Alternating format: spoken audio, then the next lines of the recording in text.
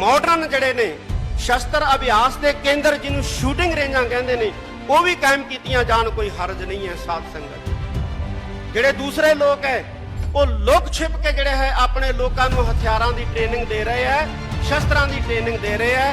असी लुक छिप के नहीं देंगे, असी शरेआम देंगे, खुलेआम देंगे। सरकार भी मनती है कि शेरां की कौम है, क्योंकि शेरां नूं काबू करने वास्ते बड़े बड़े पिंजरे जिहड़े ने जां बड़ियां बड़ियां दीवारां खड़ियां कीतियां जांदियां, गिदड़ां नूं रोकण वास्ते पिंजरे खड़े करन दी जरूरत नहीं पैंदी सरकारां नूं। साहब जी दे स्थान दे उत्ते धन धन साहिब श्री गुरु ग्रंथ साहिब सच्चे पातशाह की हजूरी विच जुड़ बैठी गुरु रूप खालसा सत संगत जी, सब तो पहला फतेह प्रवान करो। वाहिगुरु जी का खालसा, वाहिगुरु जी की फतेह। अज असी सारे उन्हां महान योधियां सूरबीरां नूं याद करन वास्ते इकट्ठे होए हैं, जिन्हां ने जून 1984 दे विच भारती फौज का डट के मुकाबला करदियां शहादतां दे जाम पीते। बहुत ही सूरबीर महान योधे संत जरनैल सिंह जी पिंडरांवाले महापुरख, अमर शहीद भाई साहब भाई अमरीक सिंह जी, बाबा ठारा सिंह जी और बहुत ही सूझवान नीतिवान जरनल भाई सुबेग सिंह जी। इन्हां तो अलावा अज दे दिन जून 1984 दे विच इस अस्थान दे उत्ते भारती स्टेट दे नाल लड़दियां बेअंत सिखां ने शहीदी दित्ती है, जिहदे विच बीबियां भी सन, बजुर्ग भी सन, बच्चे भी सन, नौजवान भी सन। और असीं उन्हां शहीदां नूं याद करन वास्ते अज इकट्ठे होए हैं। जिस वक्त भारत 1947 दे विच भारती लोगों के कहने मुताबक आज़ाद होया, सिखां नूं नप्पण दी, सिखां नूं कुटण दी पॉलिसी जिहड़ी है उस वेले तैयार हो गई सी और तैयार की सी जवाहर लाल नेहरू ने कि इस हिंदुस्तान के अंदर, इस भारत के अंदर सिखां नूं नप्पणा है, सिखां नूं कुटना है, सिखां नूं दबना है, आर्थिक तौर पर कमज़ोर करना है, समाजिक तौर पर कमज़ोर करना है, धार्मिक तौर पर कमज़ोर करना है और राजनीतिक तौर पर भी कमज़ोर करना है। ये नीतियां 1947 च बन गई और उहदा सिटा 1984 दे विच श्री अकाल तख्त साहिब, सचखंड श्री हरमंदर साहिब ते 37 होर गुरुद्वारे साहिबाना दे विच हमलियां दे रूप दे विच निकलिया। मैं कुछ गल्लां साझियां करनियां। ये जिहड़ी बादशाहत दा संकल्प है या राज दा संकल्प है, ये सानू गुरु साहिबान ने दिता है और असी अपने अरदास के दौरान दौरे दे विच इस संकल्प नूं दोहराउने हैं, राज करेगा खालसा, और दोहराउंदे रहना। जिहड़ा सिख है, जिहदे केसां दे विच अमृत है, जिहदे नेत्रां दे विच अमृत है, जिहदे मुख दे विच खंडे बाटे दा अमृत है, वो राज दे संकल्प तो मुनकर नहीं है और ना मुनकर हो सकता है। ये गल वखरी है कि कोई खुलेआम मानसा वर्गा खुलेआम कहंदा है और साडे वर्गे दबी जुबान च कह दिंदे हैं। असीं पढ़दे हां कि राज करेगा खालसा। कौन राज करूगा? खालसा राज करूगा। ते जे असी राज करने, राज लेने ते सानू खालसा बनना पएगा। अज साडे सामने बहुत सारियां चुनौतियां जिहड़ियां ने वो खड़ियां ने, जिहड़ियां सानू कमज़ोर कर रहीआं ने, धार्मिक तौर दे उत्ते, समाजिक तौर दे उत्ते और आर्थिक तौर दे उत्ते।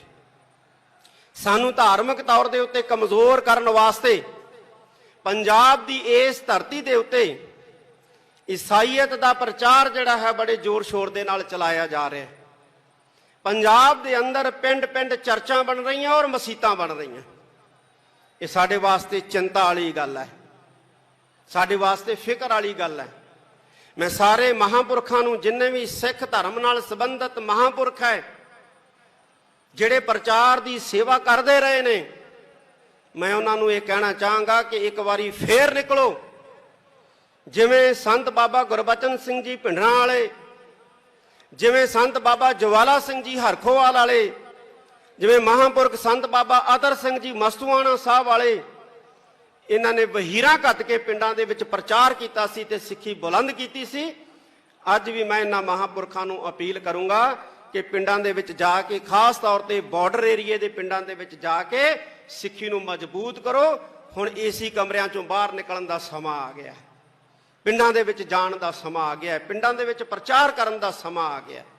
ਕਿਉਂਕਿ ਜੇ ਅਸੀਂ ਧਾਰਮਿਕ ਤੌਰ ਤੇ ਮਜ਼ਬੂਤ ਨਾ ਹੋਵਾਂਗੇ, ਅਸੀਂ ਆਰਥਿਕ ਤੌਰ ਤੇ ਮਜ਼ਬੂਤ ਨਹੀਂ ਹੋਵਾਂਗੇ। ਅਸੀਂ ਆਰਥਿਕ ਤੌਰ ਤੇ ਮਜ਼ਬੂਤ ਨਹੀਂ ਹੋਵਾਂਗੇ, ਅਸੀਂ ਸਮਾਜਿਕ ਤੌਰ ਤੇ ਮਜ਼ਬੂਤ ਨਹੀਂ ਹੋਵਾਂਗੇ। ਤੇ ਜੇ ਅਸੀਂ ਧਾਰਮਿਕ ਤੌਰ ਤੇ ਕਮਜ਼ੋਰ ਹੋ ਗਏ, ਸਮਾਜਿਕ ਤੌਰ ਤੇ ਕਮਜ਼ੋਰ ਹੋ ਗਏ, ਆਰਥਿਕ ਤੌਰ ਤੇ ਕਮਜ਼ੋਰ ਹੋ ਗਏ, ਰਾਜਨੀਤਿਕ ਕਮਜ਼ੋਰੀ ਨੂੰ ਕੋਈ ਰੋਕ ਹੀ ਨਹੀਂ ਸਕਦਾ ਹੈ। ਰਾਜਨੀਤਿਕ ਕਮਜ਼ੋਰੀ ਆਏਗੀ ਹੀ ਆਏਗੀ, ਔਰ ਅਸੀਂ ਉਹਨਾਂ ਰਾਜ ਤੋਂ ਦੂਰ ਹੋਵਾਂਗੇ ਜਿੰਨਾ ਧਾਰਮਿਕ ਤੌਰ ਤੇ ਕਮਜ਼ੋਰ ਹੋਵਾਂਗੇ। ਸਾਨੂੰ ਧਾਰਮਿਕ ਤੌਰ ਤੇ ਮਜ਼ਬੂਤ ਹੋਣ ਦੀ ਬਹੁਤ ਵੱਡੀ ਜ਼ਰੂਰਤ ਹੈ। ਸਾਡਾ ਨੌਜਵਾਨ ਨਸ਼ਿਆਂ 'ਚ ਗ੍ਰਿਫਤ ਹੋ ਰਿਹਾ ਹੈ, ਨੌਜਵਾਨ ਪੜ੍ਹਾਈ ਤੋਂ ਜਿਹੜਾ ਹੈ ਉਹ ਪਾਸਾ ਵੱਟ ਰਿਹਾ ਹੈ। ਨੌਜਵਾਨਾਂ ਦੇ ਅੰਦਰ ਕੌਮੀ ਜਜ਼ਬਾ ਜਿਹੜਾ ਹੈ ਉਹ ਪੈਦਾ ਕਰਨ ਦੀ ਅੱਜ ਸਭ ਤੋਂ ਵੱਡੀ ਸਾਧ ਸੰਗਤ ਦੀ ਜ਼ਰੂਰਤ ਹੈ। ਇੱਕ ਗੱਲ ਮੈਂ ਹੋਰ ਕਹਿਣੀ ਚਾਹੁੰਦਾ ਕਿ ਇਹ ਜਿਹੜੀ ਸਿੱਖ ਕੌਮ ਹੈ, ਇਹ ਮਰਦੇ ਮੁਜ਼ਾਹਦ ਧੰਨ ਧੰਨ ਸਾਹਿਬ ਸ੍ਰੀ ਗੁਰੂ ਗੋਬਿੰਦ ਸਿੰਘ ਪਾਤਸ਼ਾਹ ਦੀ ਪੈਦਾ ਕੀਤੀ, ਗੁਰੂ ਨਾਨਕ ਸਾਹਿਬ ਸੱਚੇ ਪਾਤਸ਼ਾਹ ਦੀ ਜਿਹੜੀ ਹੈ ਉਹ ਪ੍ਰਜਵਲਿਤ ਕੀਤੀ ਸ਼ੇਰਾਂ ਦੀ ਕੌਮ ਹੈ। ਇਸ ਵਾਰ ਸ੍ਰੀ ਅੰਮ੍ਰਿਤਸਰ ਸਾਹਿਬ ਦੇ ਆਸ-ਪਾਸ ਸਰਕਾਰ ਨੇ ਬਹੁਤ ਵੱਡਾ ਘੇਰਾ ਕੱਤਿਆ। ਸਰਕਾਰ ਵੀ ਮੰਨਦੀ ਹੈ ਕਿ ਇਹ ਸ਼ੇਰਾਂ ਦੀ ਕੌਮ ਹੈ, ਕਿਉਂਕਿ ਸ਼ੇਰਾਂ ਨੂੰ ਕਾਬੂ ਕਰਨ ਵਾਸਤੇ ਵੱਡੇ ਵੱਡੇ ਪਿੰਜਰੇ ਜਿਹੜੇ ਨੇ ਜਾਂ ਵੱਡੀਆਂ ਵੱਡੀਆਂ ਦੀਵਾਰਾਂ ਖੜੀਆਂ ਕੀਤੀਆਂ ਜਾਂਦੀਆਂ। ਗਿੱਦੜਾਂ ਨੂੰ ਰੋਕਣ ਵਾਸਤੇ ਪਿੰਜਰੇ ਖੜੇ ਕਰਨ ਦੀ ਜ਼ਰੂਰਤ ਨਹੀਂ ਪੈਂਦੀ ਸਰਕਾਰਾਂ ਨੂੰ। ਪੁੱਛਿਆ ਵੀ ਇਹਨੇ ਸੁਰੱਖਿਆ ਘੇਰੇ ਕਿਉਂ? ਕਹਿੰਦੇ ਜੀ ਸਿੱਖਾਂ ਦੀ ਸੁਰੱਖਿਆ ਵਾਸਤੇ। ਉਹ ਸਿੱਖਾਂ ਨੂੰ ਸੁਰੱਖਿਆ ਦੀ ਲੋੜ ਨਹੀਂ ਹੈ, ਸ਼ੇਰਾਂ ਨੂੰ ਸੁਰੱਖਿਆ ਦੀ ਲੋੜ ਨਹੀਂ ਹੈ। ਹਾਂ, ਸ਼ੇਰਾਂ ਤੋਂ ਸੁਰੱਖਿਆ ਦੀ ਲੋੜ ਹੈ, ਤੇ ਤੁਸੀਂ ਸ਼ੇਰਾਂ ਤੋਂ ਸੁਰੱਖਿਅਤ ਕਰਨ ਵਾਸਤੇ ਇਹ ਜਿਹੜੇ ਸੁਰੱਖਿਆ ਦਸਤੇ ਜਾਂ ਸੁਰੱਖਿਆ ਦੀਵਾਰਾਂ ਜਿਹੜੀਆਂ ਨੇ ਬਣਾਈਆਂ ਨੇ, ਇਹ ਸਾਨੂੰ ਦਿਸ ਰਹੀਆਂ ਨੇ। ਤੇ ਸ਼ੇਰ ਜਿਹੜਾ ਹੈ, ਜਿਹੜਾ ਗੁਰੂ ਗੋਬਿੰਦ ਸਿੰਘ ਮਹਾਰਾਜ ਦਾ ਪੈਦਾ ਕੀਤਾ ਖਾਲਸਾ ਹੈ, ਉਹ ਕਿਸੇ ਤੇ ਨਹੱਕਾ ਹਮਲਾ ਨਹੀਂ ਕਰਦਾ, ਕਿਸੇ ਤੇ ਬੇਵਜ੍ਹਾ ਜਿਹੜਾ ਹੈ ਆਪਣਾ ਪੰਜਾ ਨਹੀਂ ਮਾਰਦਾ, ਬੇਵਜ੍ਹਾ ਜਿਹੜਾ ਹੈ ਉਹ ਕਿਸੇ ਵੱਲ ਦਹਾੜਦਾ ਨਹੀਂ ਹੈ। ਹਾਂ, ਕੋਈ ਸਟੇਟ ਦਾ ਭੇਜਿਆ ਜਿਹੜਾ ਭੇਖੀ ਜਿਹੜਾ ਹੈ ਨਕਲੀ ਦਾੜੀ ਕੇਸ ਲਾ ਕੇ ਭਾਵੇਂ ਕੋਈ ਜ਼ੁਲਮ ਕਰ ਜੇ, ਭਾਵੇਂ ਕੋਈ ਕਿਸੇ ਤੇ ਜ਼ਬਰ ਕਰ ਜੇ, ਪਰ ਜਿਹੜਾ ਗੁਰੂ ਨਾਨਕ ਸਾਹਿਬ ਸੱਚੇ ਪਾਤਸ਼ਾਹ ਦਾ ਸਿੱਖ ਹੈ ਉਹ ਕਦੇ ਵੀ ਜ਼ੁਲਮ ਵੱਲ, ਜਿਹੜਾ ਜ਼ੁਲਮ ਰੋਕਦਾ ਜ਼ਰੂਰ ਹੈ ਲੇਕਿਨ ਜ਼ੁਲਮ ਨਹੀਂ ਕਰਦਾ। ਮੈਂ ਸਿੱਖ ਸੰਸਥਾਵਾਂ ਨੂੰ ਇਹ ਕਹਿਣਾ ਚਾਹਾਂਗਾ ਕਿ ਅੱਜ ਜ਼ਰੂਰਤ ਆ ਗਈ ਹੈ, ਜਿਵੇਂ ਧੰਨ ਗੁਰੂ ਅੰਗਦ ਦੇਵ ਜੀ ਮਹਾਰਾਜ ਨੇ ਖਡੂਰ ਸਾਹਿਬ ਦੀ ਧਰਤੀ ਦੇ ਉੱਤੇ ਮੱਲ ਅਖਾੜੇ ਕਾਇਮ ਕੀਤੇ ਸੀ। ਅੱਜ ਗੱਤਕਾ ਅਕੈਡਮੀਆਂ ਤੇ ਗੱਤਕੇ ਅਖਾੜੇ ਜਿਹੜੇ ਨੇ ਸਾਡੀਆਂ ਸੰਸਥਾਵਾਂ ਗੁਰਦੁਆਰਾ ਸਾਹਿਬਾਨ ਦੇ ਅੰਦਰ ਕਾਇਮ ਕਰਨ, ਔਰ ਮਾਡਰਨ ਜਿਹੜੇ ਨੇ ਸ਼ਸਤਰ ਅਭਿਆਸ ਦੇ ਕੇਂਦਰ ਜਿਹਨੂੰ ਸ਼ੂਟਿੰਗ ਰੇਂਜਾਂ ਕਹਿੰਦੇ ਨੇ, ਉਹ ਵੀ ਕਾਇਮ ਕੀਤੀਆਂ ਜਾਣ। ਕੋਈ ਹਰਜ ਨਹੀਂ ਹੈ ਸਾਧ ਸੰਗਤ ਜੀ। ਜਿਹੜੇ ਦੂਸਰੇ ਲੋਕ ਹੈ ਉਹ ਲੁਕ ਛਿਪ ਕੇ ਜਿਹੜੇ ਹੈ ਆਪਣੇ ਲੋਕਾਂ ਨੂੰ ਹਥਿਆਰਾਂ ਦੀ ਟ੍ਰੇਨਿੰਗ ਦੇ ਰਹੇ ਹੈ, ਸ਼ਸਤਰਾਂ ਦੀ ਟ੍ਰੇਨਿੰਗ ਦੇ ਰਹੇ ਹੈ। ਅਸੀਂ ਲੁਕ ਛਿਪ ਕੇ ਨਹੀਂ ਦੇਾਂਗੇ, ਅਸੀਂ ਸ਼ਰੇਆਮ ਦੇਾਂਗੇ, ਖੁੱਲ੍ਹੇਆਮ ਦੇਾਂਗੇ।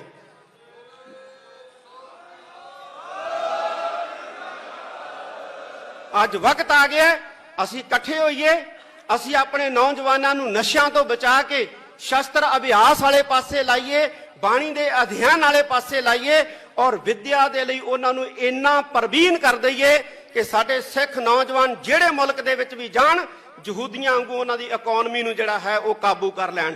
ਜਦੋਂ ਸਾਡੇ ਨੌਜਵਾਨ ਇਸ ਕਾਬਲ ਬਣ ਗਏ ਕਿ ਦੁਨੀਆ ਦੇ ਮੁਲਕਾਂ ਦੇ ਵਿੱਚ ਜਾ ਕੇ ਉਹਨਾਂ ਦੀਆਂ ਇਕਨੋਮੀਆਂ ਦੱਬ ਲਈਆਂ, ਤੇ ਸਾਡਾ ਰਾਜ ਜਿਹੜਾ ਹੈ ਦੁਨੀਆ ਦੀ ਕੋਈ ਤਾਕਤ ਜਿਹੜੀ ਹੈ ਉਹ ਰੋਕ ਨਹੀਂ ਸਕੂਗੀ।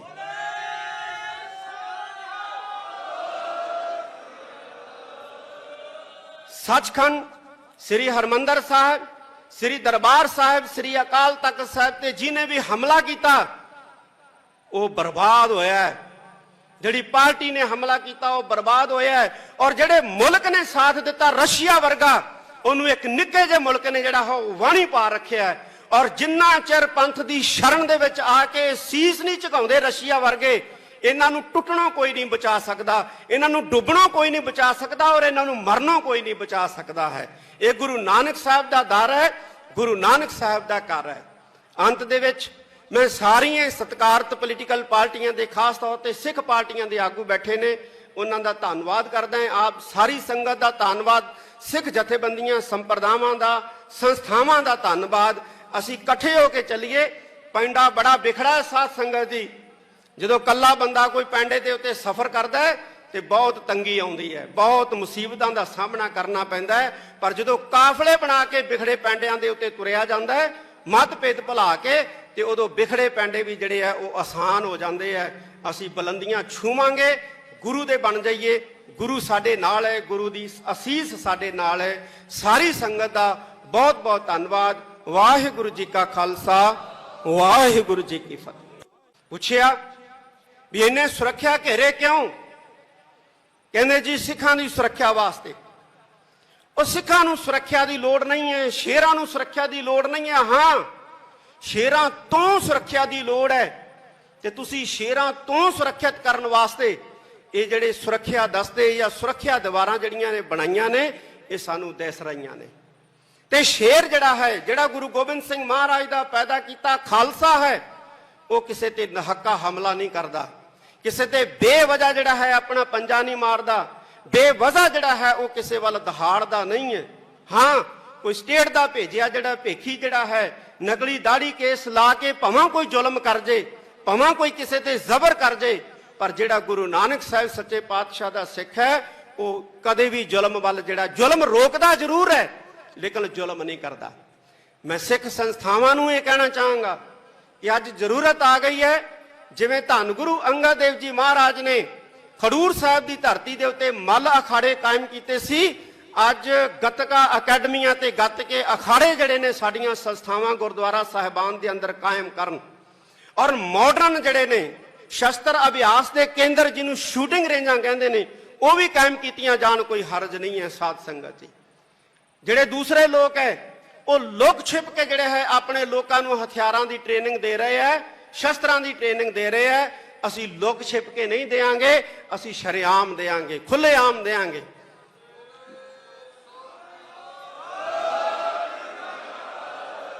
अज वक्त आ गया, असी इकट्ठे होइए, असी अपने नौजवानों को नशियां तो बचा के शस्त्र अभ्यास वाले पासे लाइए, बाणी के अध्ययन वाले पासे लाइए, और विद्या के लिए उन्होंने इन्ना प्रवीण कर दईए कि साडे सिख नौजवान जिहड़े मुल्क दे विच भी जाण, यहूदियां वांगू उन्हां दी इकोनॉमी नूं जिहड़ा है वो काबू कर लैण। जदों साडे नौजवान इस काबिल बन गए कि दुनिया के मुल्कां दे विच जाके उन्हां दीयां इकोनॉमियां दब लईआं, ते साडा राज जिहड़ा है दुनिया की कोई ताकत जिहड़ी है वो रोक नहीं सकूगी।